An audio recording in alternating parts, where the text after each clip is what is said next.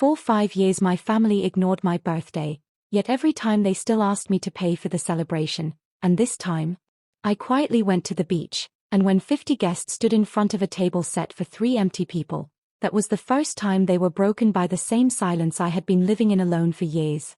I turned my phone off that day, deliberately, so that no last-minute guilt could pull me back, so that those voices, "You always manage everything. Just handle it this time too," couldn't reach my ears. I started the car, and drove straight toward the coast. Santa Monica, the same place I used to come to find myself, a long time ago, before I had started falling apart. That dining table kept circling in my mind, that same long table, the one I had decorated myself, balloons, candles, those fake smiles, and me, every year, swiping my credit card, as if it was all my responsibility, as if I were the event manager of my own life. The first year, I thought maybe they just forgot, everyone was busy, my brother had a board meeting, my sister was at her son's little league baseball game, my mom had said, "Honey, we'll celebrate next weekend," but that weekend never came. The second year, they made the plan themselves, but casually placed the bill in front of me, as if it were obvious, as if I were their sponsor. I paid with a smile, because maybe this is what love looks like, sacrifice. The third year. I remember it clearly, it was 3 a.m. I was standing in the kitchen, the refrigerator light spilling across my face, and I was eating a leftover slice of cake, the same cake I had ordered, picked up myself, and cut with a smile in front of everyone, while inside, something was quietly dying. The fourth year. I dropped a hint, just a small one.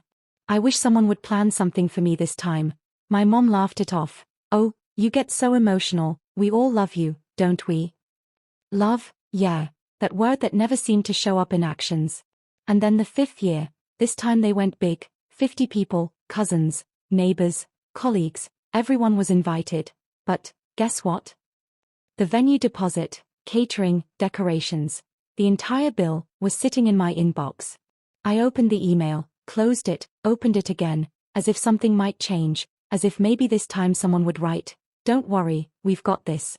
But there was nothing, just one line. "Can you take care of this? You always do it better." In that moment, something shifted inside me, like a switch flipped off. No anger, no tears, just silence, deep, cold. I didn't reply. I didn't answer any calls. I just got in the car, and drove to the beach. The air was cool, salty, my hair blowing in the wind. I sat down on the sand, slipping off my shoes, like I was setting down a burden. The waves came and went, like breathing, like life. Notifications kept lighting up my phone, one after another. "Where are you? Guests are arriving. This isn't funny. Did you forget your own birthday?" I turned the phone face down, as if I had muted all of them, not just for today, maybe forever. I could picture the hall in my mind, where they were all standing, decorated tables, that center table with a happy birthday banner, and in front of it, 3 chairs, one for me, one for my mom, and one, maybe for some imaginary support system they assumed I had. But those chairs would be empty. And 50 people, standing awkwardly, looking at each other, whispers, confusion, embarrassment. Is she coming? She always does everything. Did something happen? Yes, something had happened, finally. I closed my eyes, and for the first time, I allowed myself to do nothing, for anyone, just for me. I remembered one night. I was watching late-night TV, some random show, and the anchor said, "Sometimes, the loudest message is silence." Back then, it sounded cheesy, but today, it felt true. My phone vibrated again, this time my mom's name. I stared at it for a while, then didn't pick up, just watched it, like I was saying goodbye to an old habit. The evening was settling in, the sky turning orange, and I took a deep breath, like I was truly breathing, for the first time in years. Then, suddenly, a memory. I was little, maybe 8 years old. We were in the backyard. My dad had baked a cake for me, a little lopsided, but he had said, "It's perfect because it's yours." That day, I had felt truly special. And then, everything changed. When, how? I don't know. Responsibilities took over, expectations, and me. I just got lost somewhere along the way. My phone buzzed again, this time my brother. "People are leaving, what the hell is wrong with you?" I smiled faintly, not bitter, just calm, like the equation had finally balanced. Night fell, the beach lights flickered on, fewer people around now, and I was still sitting there. But I didn't feel alone anymore. Funny, isn't it, how you can be surrounded by the right people and still feel alone, and sometimes, when you are truly alone, you finally find yourself. Eventually, I picked up my phone, typed a message, not long, just this. I hit send, and turned the phone off again.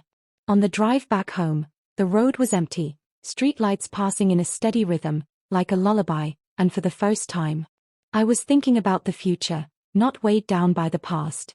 When I got home, I opened the door. It was dark, quiet, but not the kind of silence that consumes you. This one felt safe. It was mine. Claps, no cameras, no fake smiles, just me, and one honest wish. I closed my eyes, made a wish, but this time, not for anyone else, just for myself. I will never ignore myself again. The candle went out, a thin trail of smoke rising, and I took the first bite of the cupcake, simple, sweet, real. That night, I didn't go to bed early. I sat with myself, talked to myself, like meeting an old friend after years. And somewhere deep inside, a new day had already begun. It was still night, but the light, slowly, quietly, was finding its way back into me, for me. If this story touched your heart, please take a moment to like this video and subscribe for more emotional and powerful stories like this. Your support truly helps the channel grow and means a lot. Thank you so much for watching till the end and being part of this journey. I appreciate you more than words can say.